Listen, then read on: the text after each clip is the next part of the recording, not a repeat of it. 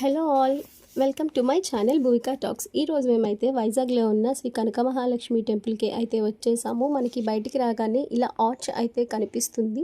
So arch నుంచి స్ట్రైట్గా లోపలికి వెళ్ళిపోతే ఇక్కడ మనకి ఎంట్రన్స్ అయితే కనిపిస్తుంది. ఎంట్రన్స్ నుంచి లోపలికి వెళ్ళగానే ఇక్కడ మనకి లెఫ్ట్ కార్నర్లో ఇక్కడ టికెట్స్ అయితే ఇస్తారండి. మేమైతే క్రౌడ్ ఎక్కువ ఉండడం వల్ల 100 రూపీస్ టికెట్ అయితే తీసుకున్నాము. బట్ చాలా 100 రూపీస్ టికెట్ వల్ల చాలా ఖాళీగా అయితే ఉందండి. డైరెక్ట్గా గర్భగుడి దగ్గరికి అయితే వెళ్ళిపోయాము. ఎక్కువ వెయిటింగ్ అయితే ఏమీ లేదు.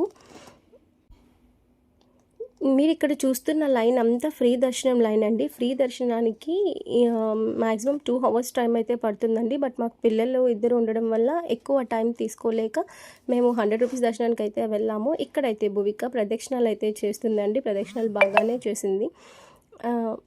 కానీ మనం ఇంత క్రౌడ్లో అంత దూరం వెళ్ళిన తర్వాత మ్యాక్సిమం ఎక్కువసేపు అయితే అస్సలు చూడనివ్వలేదండి. లిటరలీ మీరు చెప్తే నమ్మరు. ఇంత క్రౌడ్లో మనం వెయిట్ చేసినంతలో అక్కడ 1 మినిట్ కూడా చూడనివ్వలేదండి. బట్ నాకున్న టైంలో మీకైతే మ్యాక్సిమం చూపించడానికి అయితే ట్రై చేశాను.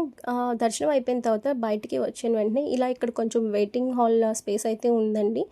ఆ స్పేస్ నుంచి మనం అవుట్ గేట్ అయితే ఉంది. అవుట్ గేట్ నుంచి బయటికి వెళ్ళగానే మనకి ఇక్కడ స్ట్రైట్గా చూస్తే మనకి ఇక్కడ ప్రసాదం కౌంటర్ అయితే ఉంది. అక్కడ ప్రసాదం అయితే మనం తీసుకోవచ్చు. యాక్చువల్లీ పులిహోర అయితే మాత్రం టేస్ట్ చాలా బాగుంటుంది. ఇక్కడ పులిహోర నాకు చాలా అంటే చాలా ఇష్టం. భూమిక కూడా పులిహోర కోసం పరిగెడుతుంది వాళ్ళ నానమ్మ వెనకద్దల. మా అత్తయ్య వాళ్ళు ఎవ్రీ ఇయర్ ఇక్కడికి రావడానికి ట్రై చేస్తారండి. సో ఎవ్రీ ఇయర్ మేము ఇక్కడికి వస్తూనే ఉంటాం. ఈ టెంపుల్ దగ్గరికి చాలా పీస్ఫుల్గా అనిపిస్తుంది. బట్ టికెట్ తీసుకొని వెళ్ళడం వల్ల అయితే మాకు ఓవరాల్గా 20 మినిట్స్లో అయిపోయిందండి. సో మీరు మ్యాక్సిమం ఎవరైనా వెళ్ళేలా అయితే టికెట్ తీసుకొని వెళ్ళడానికి ట్రై చేయండి. మా వీడియో కానీ మీకు నచ్చితే లైక్ చేయండి, సబ్స్క్రైబ్ చేయండి.